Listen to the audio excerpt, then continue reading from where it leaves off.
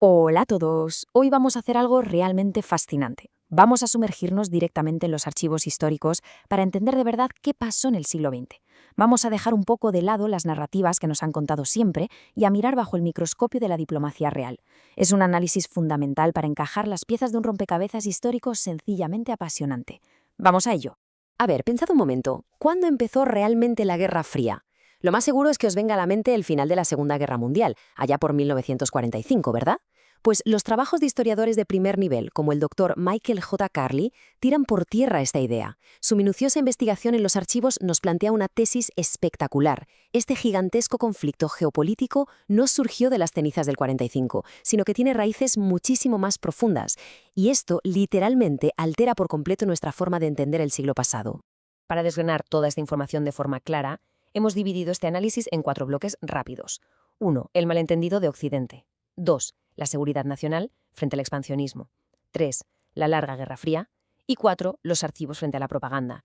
Todo desde una perspectiva estrictamente analítica. Empezamos por el principio. Punto número 1. El gran malentendido de Occidente.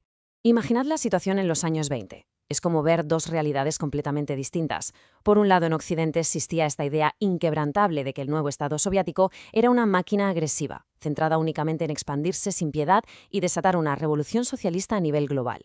Pero claro, cuando abres los registros primarios, el panorama es radicalmente diferente. Lo que vemos es un Estado que actuaba desde la pura debilidad. Su principal objetivo era sobrevivir, buscar desesperadamente seguridad para sus fronteras y, de hecho, promovían una política de coexistencia pacífica con Occidente. Ojo, que esta confusión en Occidente no salió de la nada. Dentro del propio gobierno soviético de la época había un choque ideológico tremendo. Era como un tira y afloja entre dos bandos. Por un lado, la Comintern, que sí estaba enfocada en la Revolución Mundial. Y por otro, el Narcomindel, el Comisariado de Asuntos Exteriores, centrado en la diplomacia tradicional y en proteger el país. ¿Y qué nos dicen los archivos? Pues que a finales de esa década, el bando pragmático del Narcomindel ganó la partida de forma decisiva.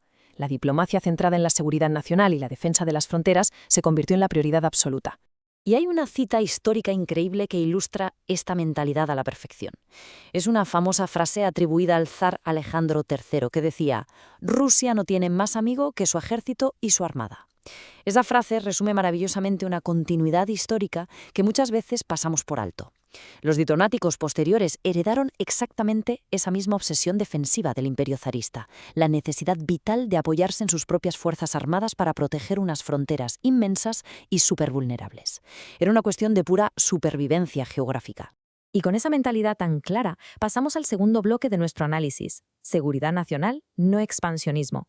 Fijaos bien en esta cronología, porque le da la vuelta a la historia que conocemos. Durante 6 largos años, los registros demuestran que la Unión Soviética lideró los intentos de forjar una alianza de seguridad en Europa para frenar a la Alemania nazi. Llamaron a las puertas de Francia, de Gran Bretaña, de Polonia, y fueron ignorados o rechazados sistemáticamente.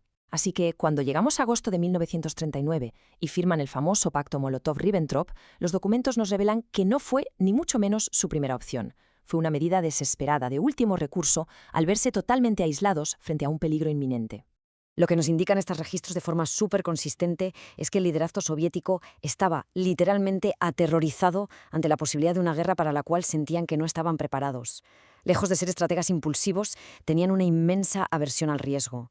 El pacto de no agresión no era ninguna alianza ideológica, fue un cálculo frío, un simple mecanismo geográfico para ganar espacio físico y retrasar un conflicto que ellos ya veían como inevitable. Necesitaban ganar tiempo a toda costa. Claro que hubo una excepción, y bastante violenta a toda esta cautela: la guerra de invierno contra Finlandia. En su desesperación por mover la frontera y crear una zona de amortiguamiento para proteger Leningrado, cometieron unos errores de cálculo enormes que desencadenaron un conflicto brutal. Pero fijaos en cómo terminó todo. A pesar de ganar militarmente, decidieron no anexionarse el país. Prefirieron imponer un tratado que aseguró 75 años de neutralidad finlandesa súper exitosa. Una vez más, priorizando la estabilidad de su frontera por encima de todo. Ahora bien, para que este análisis sea riguroso y objetivo, tenemos que mirar también de puertas para adentro. Y ahí nos topamos con esta cifra: 700.000. Son las terribles víctimas de las purgas estalinistas de los años 30, que diezmaron incluso al alto mando del Ejército Rojo. Este dato subraya una paradoja histórica perturbadora, pero totalmente comprobada.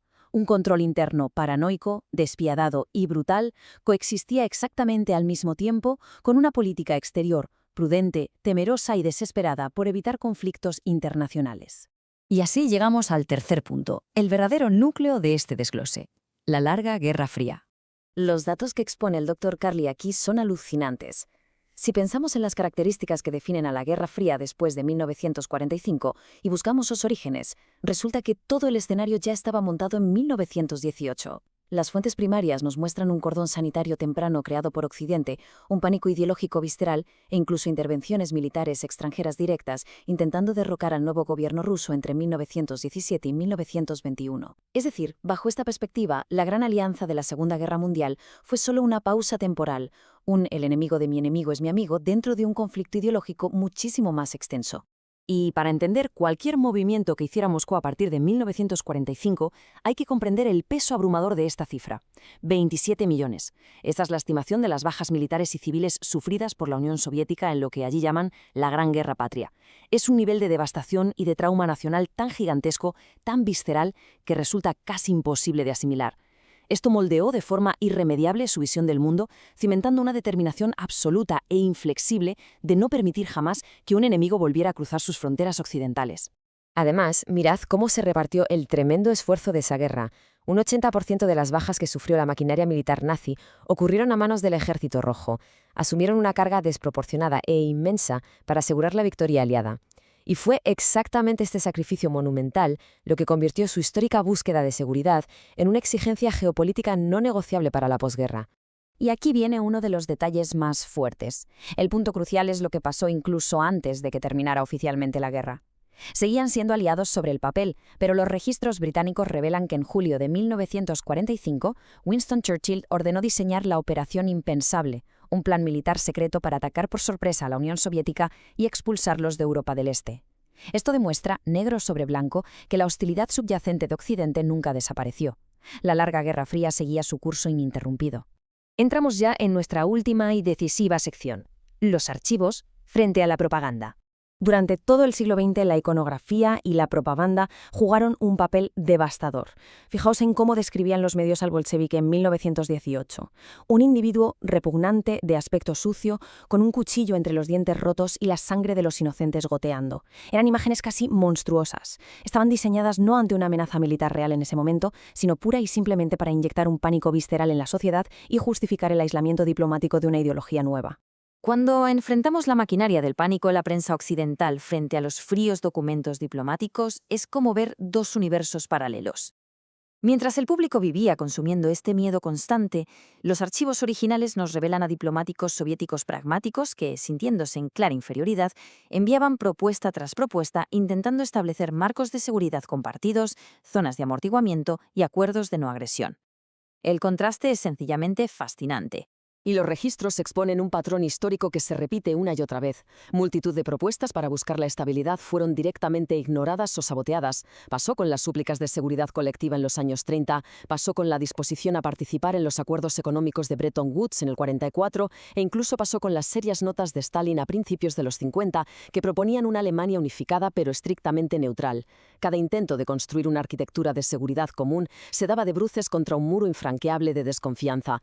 Todo este recorrido nos deja con una reflexión final brutal. Al ver en los documentos la cantidad de oportunidades perdidas para la estabilidad común, tenemos que preguntarnos, ¿podría el estudio objetivo de este pasado transformar la forma en la que entendemos la diplomacia de hoy en día? Asimilar que esta larga Guerra Fría empezó realmente en 1917 nos da una perspectiva increíble para descifrar las tensiones geopolíticas y las crisis que continúan vivas en las noticias actualmente. Es la prueba definitiva de que acceder a las fuentes primarias es clave para comprender nuestro mundo. Muchísimas gracias por acompañarnos en este profundo análisis. Esperamos que haya despertado por completo vuestra curiosidad histórica.